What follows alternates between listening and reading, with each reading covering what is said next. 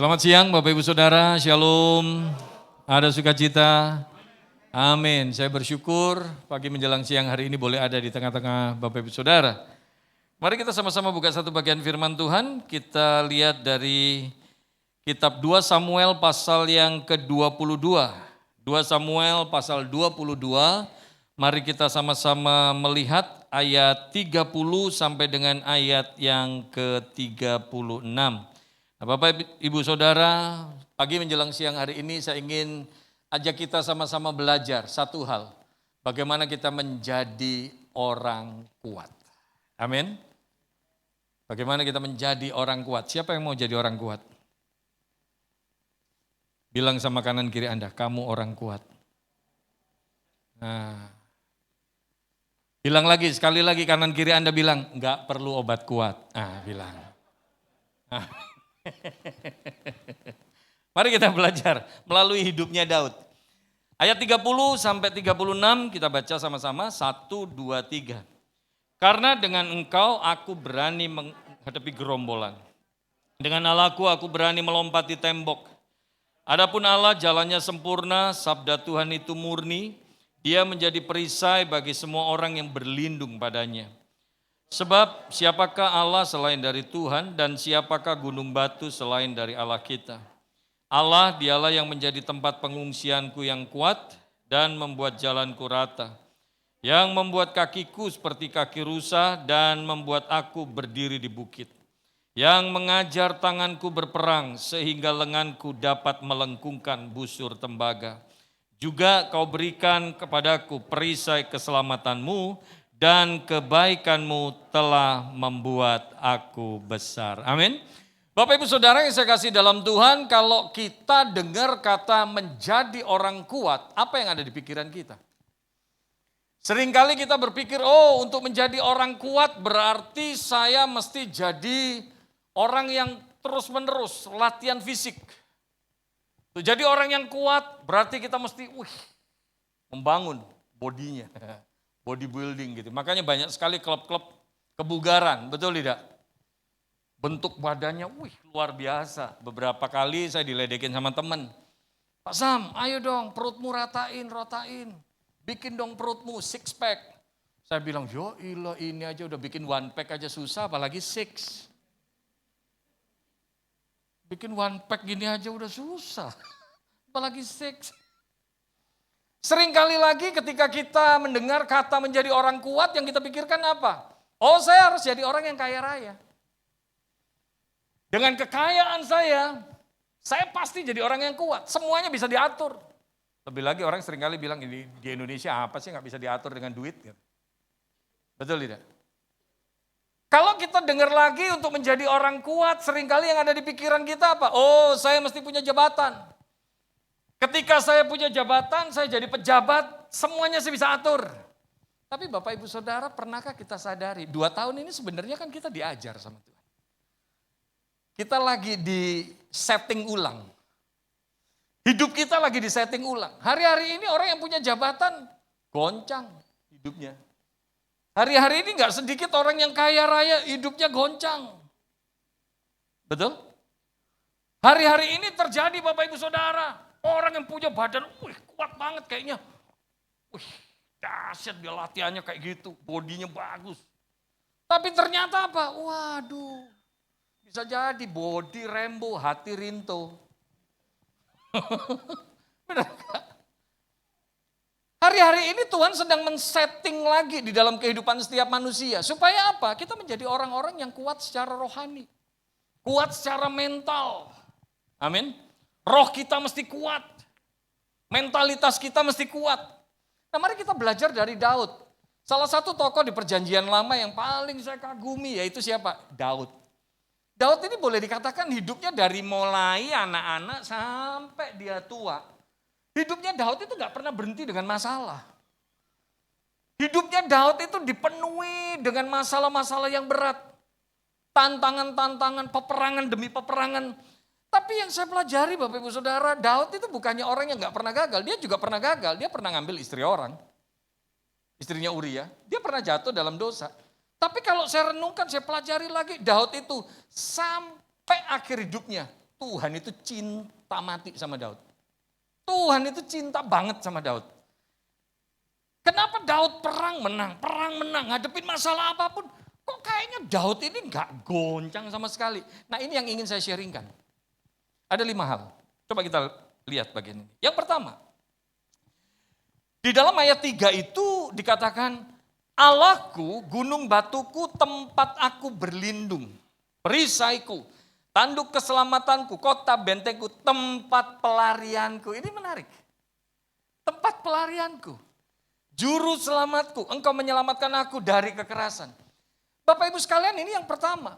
Di dalam perjalanan hidup Anda dan saya, kita ini kan ngadepin masalah demi masalah. Kita ngadepin pergumulan demi pergumulan. Kita ngalamin kesulitan demi kesulitan. Lebih lagi 2 tahun terakhir ini, 2020 sampai 2021. Dan ini kita nggak tahu ke depan seperti apa kondisinya. Tapi bagaimana supaya kita jalanin hidup ini tetap kuat? Miliki hati yang mencari Tuhan. Miliki hati yang cari Tuhan. Daud kenapa dalam hidupnya itu tetap kuat apapun masalah yang dihadapi, apapun goncangan yang dialami. Kenapa Daud tetap kuat? Daud tahu kalau dia kepepet, kalau dia kejepit, kalau dia ngalamin kesulitan, Daud tahu kemana dia lari. Seringkali orang kalau punya masalah, wah larinya apa? Ke narkoba. Larinya kemana? Ke diskotik. Larinya kemana? Wah, cari perselingkuhan. Cari wanita idaman lain, pria idaman lain. Saya seringkali katakan begini, dimanapun saya khotbah. Lari dari masalah tidak menyelesaikan masalah. Lari dari masalah selalu akan menambah masalah baru. Amin. Amin. Saya kalau khotbah di kaum pria, saya seringkali bilang, Bapak Ibu sekalian. Pak, tolong ingat Pak, jangan bangga kalau engkau selingkuh gak ketahuan. Jangan bangga.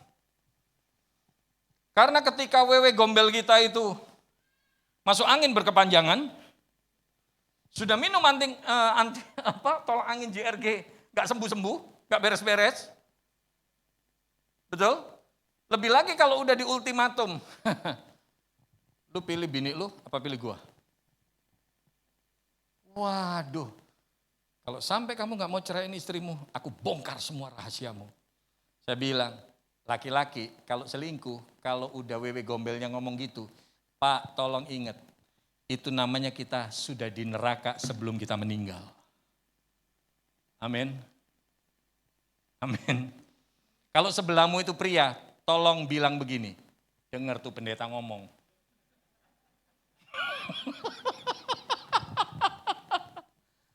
Tapi buat yang wanita juga jangan bangga, karena apa? Laki-laki selingkuh kan selingkuhannya perempuan. Bener gak? Masa laki-laki selingkuhannya sama yang... Bapak Ibu Saudara, mari kita belajar punya hati yang cari Tuhan. Apapun kesulitan kita, apapun pergumulan kita cari Tuhan, itu penting. Amin. Yang kedua, coba kita lihat bagian ini. Yang kedua, dalam ayat 30 itu jelas sekali.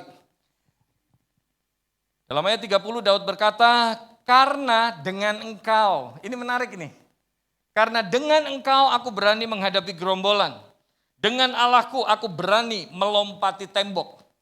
Kita tahu kan ada lagu, ku kalahkan musuh dan melompat tembok. Haleluya, haleluya. Ya ini ayatnya, lagu itu. Kemudian dikatakan di dalam Keluaran pasal 33 ayat 15, Musa juga berkata, berkatalah Musa kepadanya, kepada Tuhan itu. Jika engkau sendiri tidak membimbing kami, janganlah suruh kami berangkat dari sini. Bapak Ibu Saudara, ini yang kedua.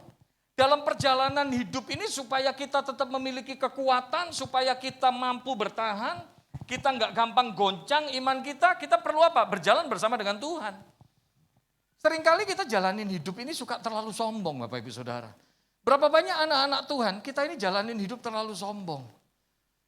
Melek mata, kita nggak pernah doa bersyukur. Kita hari-hari ini coba tolong deh, kita itu kan sebenarnya diingetin sama Tuhan sekarang. Bahwa kita bisa gratis, itu betapa bersyukurnya. Ketika kena COVID, Anda baru sadar, kita sama-sama baru sadar. Bahwa rupanya kita bisa napas lega, itu bersyukur banget. Betul tidak? Betul tidak? Heboh orang cari tabung oksigen. Kita ini gak pakai tabung oksigen, disediain leluasa. Free. Berapa banyak dalam hidup kita ini kita terlalu sombong. Dikasih sehat, dikasih kehidupan, gak pernah bersyukur kalau ada masalah, ngomel sama Tuhan, marah sama Tuhan. Bilang sama kanan kiri Anda, lu banget. Jangan-jangan sebelah Anda diam loh, gue kena nih, gue kena. Berjalan bersama dengan Tuhan, saya yakin dan percaya gini loh. Kita jalanin hidup ini kalau kita sadar, kalau kita yakin dengan siapa kita berjalan, kita akan tetap kuat, tetap pede. Amin. Saya diberkati sekali lewat satu kejadian, itu kejadian sepele Bapak Ibu Saudara. Itu beberapa tahun yang lalu. Anak saya yang besar aja sekarang umur 15 tahun, udah SMA kelas 1. Waktu itu dia kalau nggak salah kelas 3 SD. Istri saya pesan sama saya, Hani nanti kalau jemput Bennett ke sekolah, nanti tolong mampir ke Eka Hospital ya, tolong ambilin hasil cek lab. Kebetulan sekolah anak saya berseberangan sama rumah sakit Eka Hospital yang ada di BSD. Jadi ketika saya jemput anak saya ajak nyebrang nih mereka. Itu jalan raya besar sekali Bapak Ibu Saudara. 3 lajur gitu untuk satu sisi. Nah, anak yang pertama saya gandeng di sebelah kanan. Anak saya yang nomor 2 saya gandeng sebelah kiri. Ketika jalan, nah anak saya yang pertama ini rada-rada jahil anaknya, seneng guyon gitu, kayak bapaknya. Rupanya apa? Dia dengan PD-nya. Mobil-mobil yang ada di stop sama dia. Oh dengan PD-nya sambil jalan. Kemudian apa? Di lajur yang sebaliknya dari sebelah sana gara-gara ngelihat kokonya seperti itu, adiknya ikutan. Di stop. Ketika masuk area parkir rumah sakit, Tuhan bicara lembut di hati dan pikiran saya. Kamu tahu anakmu nyeberangin jalan raya yang sebegitu besar, dia confidence, dia pede, dia gak takut. Kenapa anak saya nyeberangin jalan raya kok gak takut? Kenapa Bapak Ibu Saudara? Karena tangannya dipegang bapaknya. Dia tahu persis dia jalan bareng sama bapaknya. Saya mau katakan simple. Ketika Tuhan ngomong gitu di hati dan pikiran saya nangis di area parkir itu. Iya ya Tuhan, harusnya aku jalanin hidup ini gak usah takut. Karena aku tahu Tuhan berjalan bersama dengan aku. Daud jalani kehidupannya. Masalah-masalah yang dihadapi, tapi Anda bisa membaca Mazmur 23. Sekalipun aku berjalan dalam lembah kekelaman. Kalau dalam bahasa Inggris dikatakan the valley of death. Lembah kematian. Bisa jadi Bapak Ibu Saudara, sekarang Daud ada, tapi sebentar dia bisa jadi mati. Dia berjalan di dalam bayang-bayang kematian. Bapak Ibu Saudara, banyak orang yang gak suka sama Daud, banyak orang yang menghendaki kematiannya Daud. Tapi rupanya apa? Daud tetap kuat. Jalanin hidup supaya kita tetap kuat. Kita perlu berjalan bersama dengan Tuhan. Amin. Coba lihat contoh simpel lagi, contoh sepele lagi. Makanya saya suka kasih kesaksian gini, saya dari dulu manggil Tuhan itu Bapa. Kalau saya nyembah Tuhan, saya manggil Tuhan itu Bapa. Tapi saya gak pernah bisa ngerasain jadi seorang bapak tuh kayak apa perasaannya. Sampai ketika saya punya anak. Satu kali kejadian ketika anak-anak saya waktu itu masih kecil-kecil, mereka main di mall. Bapak Ibu yang punya anak umur kira-kira 3 tahun, 4 tahun. Coba Anda lihat, Anda punya anak atau cucu. Coba kalau diajak main ke mall, mereka kan suka lari-larian sana sini. Betul tidak? Semakin dikejar sama mama papanya, apalagi kalau sama ama akongnya gitu ya, opa omanya. Wah semakin dikejar semakin lari. Coba kalau tiba-tiba Anda ngumpet. Mereka lihat papa mamanya gak ada. Opa omanya gak ada. Mereka ketakutan, mereka nangis. Waktu itu pernah anak saya kerjain seperti itu. Saya sama istri saya ngumpet. Rupanya berbalik. Dia tengok gak ada. Dia udah sampai mau nangis. Dalam hidup kita seringkali begitu. Kalau kita jalanin hidup ini, kita jalan dengan kekuatan kita sendiri. Kita merasa berjalan sendirian, jangan kaget. Hidup kita isinya khawatir, takut, khawatir, takut, khawatir, takut. Amin. Amin. Jalan dengan Tuhan. Itu penting. Yang ketiga, masih kuat? Kalau enggak kuat kita tutup dalam doa. Soalnya ini kan di padang gurun. Kalau di padang gurun kita mesti dengar firman Bapak Ibu Saudara. Habis itu nanti keluar pintu. Wah kita langsung mencari tanah Kanaan. Makan siang maksudnya, negeri yang penuh berkat gitu kan. Yang ketiga, coba kita lihat. Di dalam bagian ini di ayat 31, apa yang Daud ungkapkan di situ?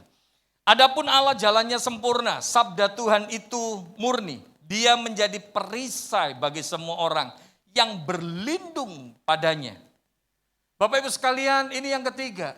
Bagaimana kita jalani kehidupan yang penuh dengan tantangan, yang penuh dengan cobaan ini, yang penuh dengan masalah, lebih lagi 2 tahun ini, boleh dikatakan goncangannya itu besar sekali.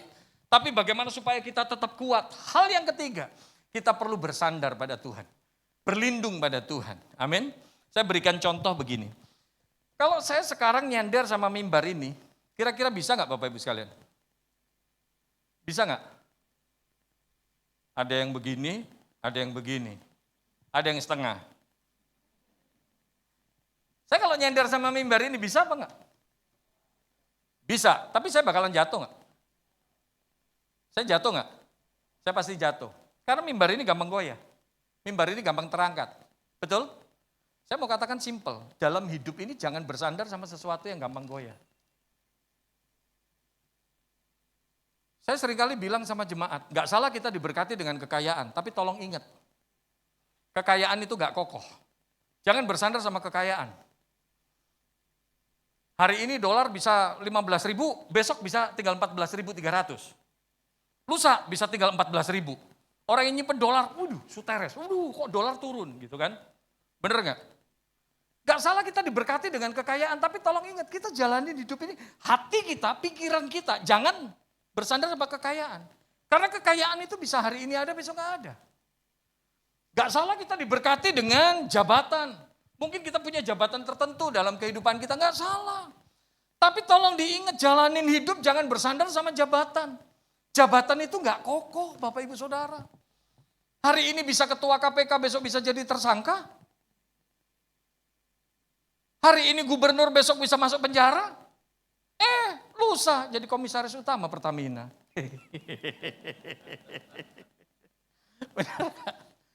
Jabatan itu gak kokoh. Tapi mari kita belajar, kita jalanin hidup ini harus bersandar kepada Tuhan. Tadi saya katakan kalau saya bersandar sama mimbar ini saya bakalan gampang jatuh. Beda ceritanya kalau seumpama saya bersandar sama tiang dari gedung ini. Siapapun yang dorong saya gak bakalan jatuh. Bukan sayanya yang kuat, tapi tiang sandaran saya yang kuat. Amin. Amin. Begitu pula kita jalanin hidup. Kalau Anda bersandar sama sandaran yang kuat, yaitu Tuhan, Anda pun ikut kuat. Anda pun ikut kuat. Amin. Bapak Ibu yang lama kenal saya, mungkin Anda bertanya-tanya, kenapa Pak Sam kok terpincang-pincang terus kok pakai tongkat? Boleh dikata 2-3 tahun ini saya sama istri diajar Tuhan luar biasa. Makanya kalau dibilang tadi, Yesus juru selamatku. Tuhan jadi penolong, Tuhan sumber kekuatan. Benar banget Bapak Ibu Saudara. Saya benar-benar diajar sama Tuhan. Ngalamin yang tadinya, ada tabungan, tapi akhirnya apa? Tuhan izinin, plok, hilang. Makanya sekarang saya jauh lebih enak ngomong sama anak-anak saya. Kamu lihat, tadinya kita tinggal di rumah yang bagus, kita ada mobil yang baik, kemudian ya kita nikmati kehidupan yang baik, kita tinggal di klaster yang baik, kita tetap muji Tuhan, Papa tetap melayani Tuhan. Sekarang kita gak punya apa-apa, rumah ngontrak, bahkan motor pun dikasih orang. Kamu lihat, kita tetap memuji Tuhan, kita tetap ibadah, Papa tetap melayani Tuhan, gak ada yang berubah. Saya sekarang lebih enak ngomongin ke anak-anak saya. 2019 diizinkan sama Tuhan ngalamin begitu. Waktu saya pulang dari New Zealand 2017, karena rumah tadinya kita sudah jual karena kita ke New Zealand, dan kemudian saya pikir, wah tabungan segini nih kita kembangin gimana caranya ya, diajak teman, dan akhirnya apa? Rupanya hilang Bapak Ibu Saudara, plok, hilang. Dalam sekejap. Itu gak stroke mendadak aja, puji Tuhan. Tapi saya cuma melihat dari sisi yang positif. Apapun yang terjadi, pasti Tuhan punya maksud yang baik.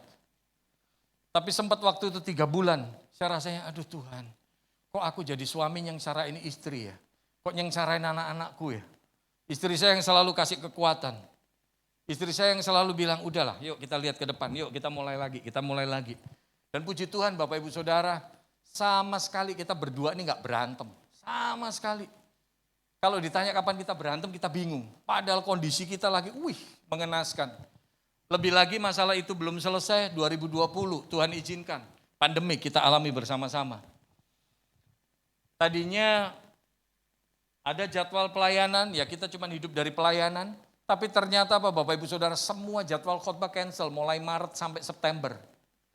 Kita cuma nyedotin dari uang tabungan kontrakan rumah. Sampai Tuhan izinkan. 2019 dan 2020 kemarin. Untuk bayar kontrakan rumah aja duitnya kurang. Tapi dengan caranya Tuhan, di detik terakhir. Ada juga pertolongan Tuhan. 2020 kemarin, kita sampai tiba di satu titik yang benar-benar saya rasain nangis, jerit banget sama Tuhan. Tuhan, masa sih hidupku melayani Tuhan sampai kayak gini Tuhan. Ya sekarang saya ngomong enak karena itu udah lewat. Tapi kalau lagi punya masalah saya seringkali gak mau ngomongin sama siapapun. Saya cuma pengen ngadu sama Tuhan. Dan ternyata Bapak Ibu Saudara, waktu itu perkaranya sepele. Anak saya cuma minta nasi goreng. Bukan nasi goreng yang mahal enggak, yang sebungkus cuma 17.000, itu langganan kita. Biasanya beli nasi goreng ya 6 bungkus lah, karena saya, istri dan 3 anak saya sama mbak. Rupanya waktu itu sampai saya bilang, udahlah kalau bisa nggak ngeluarin duit ya. Udah makan di rumah aja lah, masak Indomie ya, Indomie lah udah, Indomie lagi. Udah kondisinya kita bener-bener berat. Asuransi udah saya putus, BPJS kita nggak ikut Bapak Ibu Saudara, bukannya nggak mau. Tapi tahun lalu bener-bener bayar BPJS satu orang 150.000, buat saya itu jauh lebih berharga, mending buat makan. Sampai saya sama istri sempat ada wacana sekolahnya anak-anak kita keluarin. Karena kita nggak ada duit. Juli sampai Agustus tahun lalu, saya sempat ngalamin DB sama tifus. Ketika ketahuan, trombosit saya 62.000. 2 hari kemudian ketika dicek lagi tinggal 20.000 sekian. 2 hari kemudian dicek lagi tinggal 9.000. Dokter yang nanganin saya suruh dimasukin ke rumah sakit. Saya bilang, Pak, saya nggak ada asuransi, nggak ada BPJS, saya nggak berani masuk rumah sakit. Kalau saya masuk, saya nggak kena COVID, jadi kena COVID. Tapi yang kedua, kita nggak ada biaya Pak, saya nggak mau. Sampai akhirnya Pak Sam, aku yang dokter aja ketar-ketir loh Pak Sam. 2 hari kemudian dicek lagi, tetap 9.000, jadi 3 hari udah 9.000 trombosit saya. Padahal normalnya orang itu 150.000, Anda bisa bayangkan. Sampai beliau bilang sama saya, Pak Sam, ini maaf ya Pak Sam, karena kita deket ya, aku sih ngomong sama kamu. Kalau kamu bisa ngelewati malam ini sampai besok pagi, kamu masih ada, itu mukjizat. Tapi kalau enggak Pak Sam, tolong siap yang terburuk terjadi. Artinya saya berangkat. Rupanya apa Bapak Ibu Saudara, rumah saya belum kelar. Baru bikin fondasi di sana. Jadi kata malaikat, entar aja bro, entar ya. Rupanya apa? Malam itu habis doa malam, saya sama istri sama anak-anak kita doa malam, saya pamit sama mereka. Kalau besok pagi papa masih hidup, itu mukjizat Tuhan. Tapi kalau enggak, tolong izinin. Tolong relain, artinya tugasnya papa udah selesai. Saya sampai pamit begitu, kita berlima tangis-tangisan Bapak Ibu Saudara. Tangis-tangisan karena kondisi kita benar-benar berat banget. Tapi rupanya apa? Pagi harinya, saya bangun itu sampai nangis Tuhan. Thank you banget Tuhan, thank you banget, terima kasih Tuhan. Aku masih hidup Tuhan, masih hidup, thank you Tuhan. Nangis bersyukur. Saya mau katakan simple gini, seringkali kita itu melek mata, kita gak pernah bersyukur sama Tuhan. Kita cuma ngeluh isinya, Tuhan kenapa kok aku punya masalah kayak gini, kenapa? Untung kita gak dengar suaranya malaikat. Kalau kita dengar suaranya malaikat bakalan bilang, lu gak ditabok Tuhan, puji Tuhan lu ya, cerewet lu ya. Gitu. Tapi kayaknya jemaat di sini gak ada Bu Rita ya. Di sini gak ada. Gak ada yang ngaku gitu kan masalahnya. Bapak Ibu Saudara mari kita belajar, bersandar sama Tuhan. Kita ngalamin berentet Bapak Ibu sekalian. November sampai Desember sekeluarga kena COVID, teman-teman bilang, Pak Sam PCR.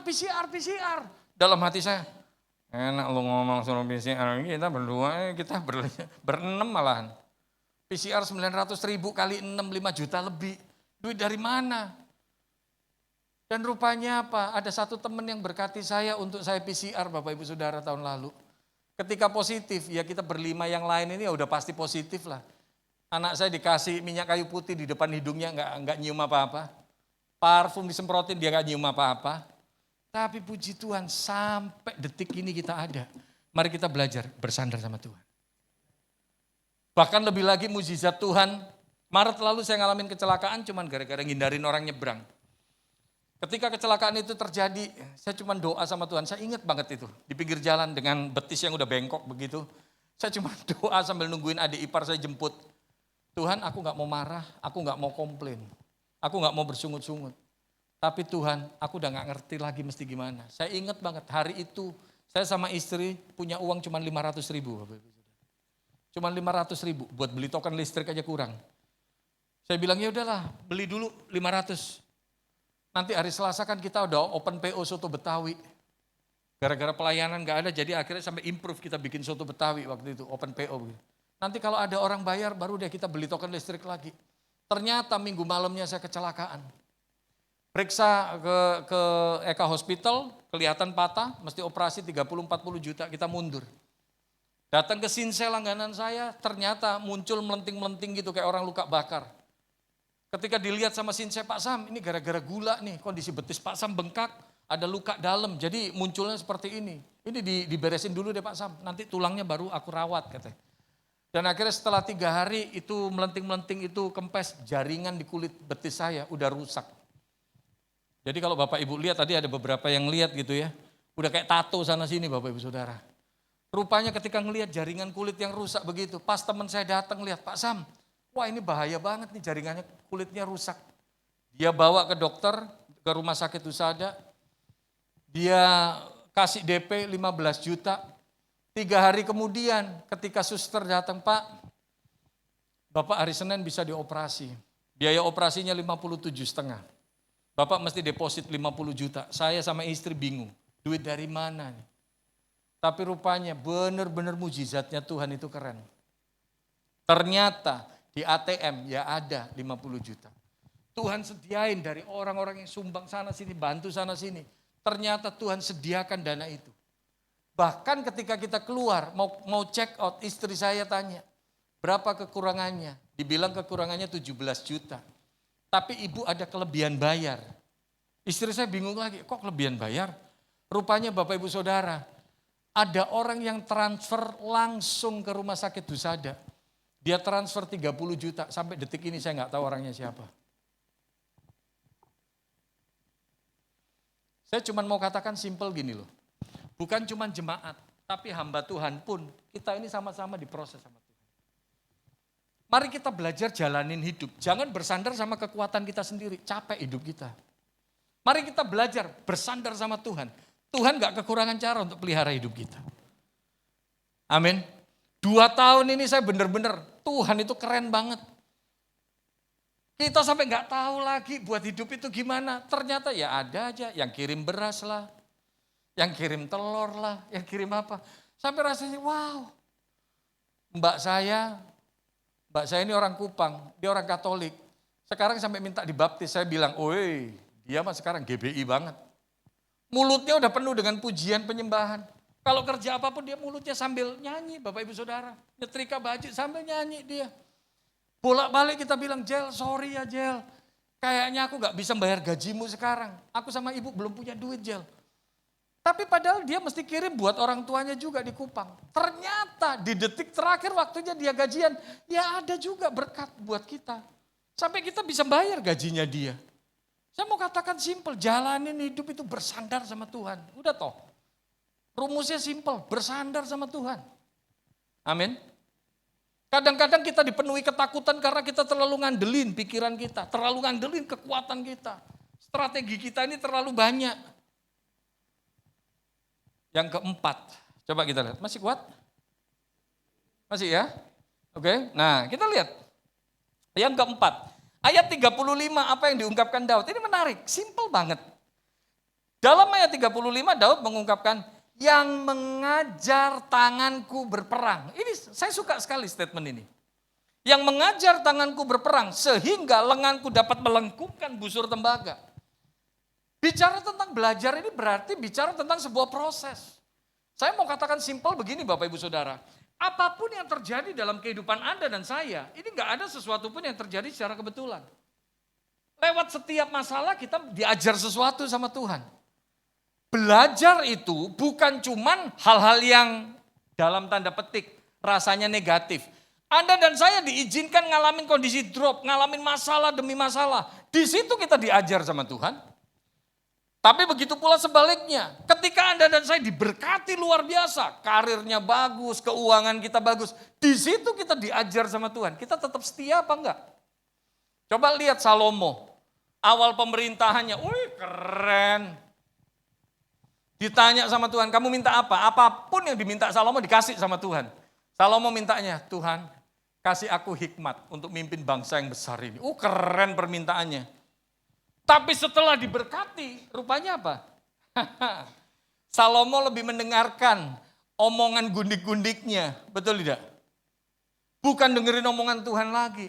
Mari kita belajar Bapak Ibu Saudara. Hari-hari ini ketika kita ngalamin masalah, apapun masalahnya, apapun pergumulannya. Tapi tolong ingat, Tuhan sedang ajar kita sesuatu. Tuhan sedang menyempurnakan hidup kita. Tuhan sedang memproses hidup kita. Amin. Saya dalam waktu 2-3 tahun ini, saya cuma bisa berkata, Tuhan, benar-benar ya, Tuhan itu keren banget. Tuhan itu keren banget. Benar-benar, Tuhan itu keren banget. Tadi saya katakan bahwa anak saya sekolah aja udah sampai sempat mau kita keluarin. Tapi rupanya sampai detik ini anak saya tetap sekolah. Di sekolah yang lama, kita nggak kuat bayar rasanya. Bayarannya begitu tinggi. Sampai akhirnya apa? Dipindahin ke homeschooling. Karena kebetulan sekarang sekolah kan online. Anak-anak saya juga nggak enjoy sekolah online dari pagi sampai sore di depan iPad aja bosen. Jadi ketika pelajaran olahraga, masa ada orang olahraga? Loh, saya bilang, kamu itu olahraga apa latihan nari sih?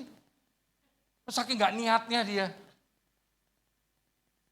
Dan ntar nyolong-nyolong lagi. Wih, sini tiba-tiba melihat kita, rupanya apa? Kadang ada di kelas, tiba-tiba miss-nya WA ke mamanya. Ini kemana dia kok keluar? Rupanya apa? Wih, lagi asik main game. Dia udah gak enjoy, akhirnya apa? Kita pindahin ke homeschooling. Dan mukjizat terjadi ketika pindah ke homeschooling. Saya ketemu yang punya sekolah itu. Pak, ini anak saya mau pindah. Mestinya uang pangkal sekian. Boleh gak Pak kita minta keringanan? Jawabannya itu yang sangat mengejutkan. Dibilang, terserah Pak Sam mau bayar berapa? Kita minta untuk dicicil sampai bilang, terserah Pak Sam, mau bayar berapa, mau dicicil berapa bulan, monggo. Saya cuma bisa berkata, kalau bukan mukjizat Tuhan gak bakalan terjadi seperti itu.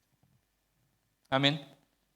Kita perlu belajar Bapak Ibu Saudara, jangan gampang marah, jangan gampang kecewa sama Tuhan. Lewat setiap masalah, tanamkan di pikiran dan di hati kita. Tuhan ngajarin kita sesuatu. Tuhan ngajarin kita sesuatu. Amin. Amin. Yang kelima, yang terakhir. Haleluya. Kalau bicara terakhir ini mukjizat terjadi. Yang ngantuk dicelikkan, yang loyo dikuatkan. Begitu kan? Betul tidak? Yang kelima, apa yang Daud katakan? Di dalam ayat 34 dan 36. Yang membuat kakiku seperti kaki rusa dan membuat aku berdiri di bukit. Keren banget. Ayat 36, juga kau berikan kepadaku perisai keselamatanmu dan kebaikanmu telah membuat aku besar. Kenapa Tuhan izinkan masalah demi masalah terjadi, pergumulan demi pergumulan terjadi? Karena apa? Supaya kita moving to the next level. Orang kadang-kadang pengen imannya bertumbuh, pengen semakin dewasa. Saya seringkali sampaikan begini, mustahil kita naik kelas kalau nggak pernah mau ngalamin ulangan. Mustahil ada wisuda kalau kita nggak pernah mau ujian skripsi. Ketika kita disuruh bikin skripsi, ketika kita ujian skripsi, mempertahankan pendapat kita di sidang skripsi itu. Bapak Ibu Saudara itu gak enak. Tapi jangan harap ada wisuda kalau seumpama kita gak pernah mau ujian. Jangan harap naik kelas kalau kita gak pernah mau ujian. Tuhan izinkan setiap masalah terjadi. Karena apa? Tuhan mau bawa kita moving to the next level. Anda lihat hidupnya Daud. Tadinya Daud ngalahin singa dan beruang. Tuhan latih dia berperang. Tapi supaya apa? Supaya Daud menjadi pemenang, sikap mentalnya menjadi sikap mental pemenang, pejuang. Dan akhirnya apa? Naik levelnya, ngadepin Goliat. Betul? Betul? Tetapi Bapak Ibu Saudara, gak cuma ngadepin Goliat. Ketika dia jadi raja, dia ngalamin peperangan demi peperangan. Daud ngalamin kemenangan. Saya sering kali sampaikan, ketika Daud berdiri, bayangan saya nih ya, saya kalau baca Alkitab itu sering kali suka ngebayangin gitu Bapak Ibu Saudara. Supaya apa? Supaya lebih enjoy gitu kan. Kayak saya nonton film gitu aja jadinya. Anda bisa bayangkan, waktu Daud, bayangan saya nih, kaki kanannya ada di atas badannya Goliat yang sudah ngeletak. Kemudian apa? Tangan kanan pegang pedang, tangan kirinya Daud pegang kepalanya Goliat. Anda bisa bayangkan? Anda bisa bayangkan? Sebenarnya Tuhan mau memproklamasikan kepada semua mata bahwa ini loh orang pilihannya dia. Tadinya Daud cuma sekedar gembala domba. Orang gak ada yang lihat Daud, orang yang gak ada yang mikirin Daud. Mau Saul, mau tentara Israel, mau orang Filistin, gak ada yang mikirin Daud. Tapi ketika Daud di sini pegang pedang, Goliat sudah ngeletak tangan kirinya, pegang kepalanya Goliat. Semua mata yang lihat, orang mikirin, ini anak bukan sembarangan nih. Ini anak bukan sembarangan nih. Nangkep maksud saya? Dalam hidup Anda jangan kaget kalau Anda diperhadapkan dengan Goliat-Goliat masalah. Jangan marah, jangan kecewa sama Tuhan. Karena melalui Goliat itu, Tuhan sedang mempromosikan kita. Tuhan sedang bawa kita moving to the next level. Amin. Saya rindu 5 hal ini boleh jadi berkat, boleh jadi kekuatan buat kita. Amin. Angkat tangan saudara, terimalah berkat Tuhan. Kasih karunia yang berlimpah-limpah daripada Allah Bapa dalam Anak yang tunggal Yesus Kristus. Persekutuan yang manis dan Roh Kudus menyertai saudara sekalian mulai hari ini. Sampai Tuhan Yesus datang menjemput kita di awan-awan. Dan bahkan sampai selama-lamanya. Yang percaya bersama-sama katakan, amin. Sebab Tuhan baik.